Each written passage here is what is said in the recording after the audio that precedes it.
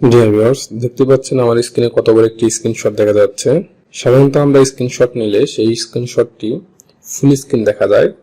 ধরুন এখন যে স্ক্রিনশটটা দেখতে পাচ্ছেন এতটুকু আপনি স্ক্রিনশট ইজিলি নিতে পারবেন, কিন্তু আমি যে স্ক্রিনশটটা নিয়েছি সেটি কিন্তু অনেক বড় লম্বা। এত বড় স্ক্রিনশট আপনি কিভাবে নেবেন? আপনি হয়তো ভাবতেছেন আমি 2-3টা স্ক্রিনশট নিয়ে একসাথে জোড়া লাগিয়েছি, আসলে তা নয়। সম্পূর্ণ স্ক্রিনশট মানে যদি স্ক্রোল থাকে তাহলে সম্পূর্ণ স্ক্রিনশট একসাথে নেওয়ার পদ্ধতিটা আজকে আপনাকে দেখাবো। এরকম লম্বা স্ক্রিনশট নেওয়ার জন্য আপনাকে যে কাজটা করতে হবে আমি মিনিমাইজ করে দিলাম। এখন ধরুন আমি এই সেটিংটা ওপেন করলাম। সেটিং এর পেজটা কিন্তু অনেক বড়, দেখতেই পাচ্ছেন।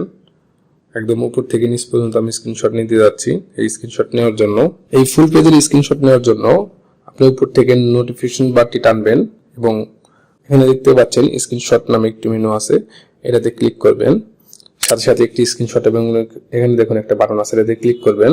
ক্লিক করার পর দেখুন নিচ থেকে উপর দিকে কিন্তু অটোমেটিক ভাবে চলে যাচ্ছে। একদম শেষ হওয়ার পর এরকম একটি পেজ আসবে। এখান থেকে আপনি শুধুমাত্র ডান পাশে উপরে টিকে ক্লিক করবেন, অথবা যদি কোনো এডিট করতে চান তাহলে নিচ থেকে এডিট করতে পারবেন। নিচে অনেকগুলো অপশন আছে, দেখে নেবেন। আমি এখানে টিকে ক্লিক করছি।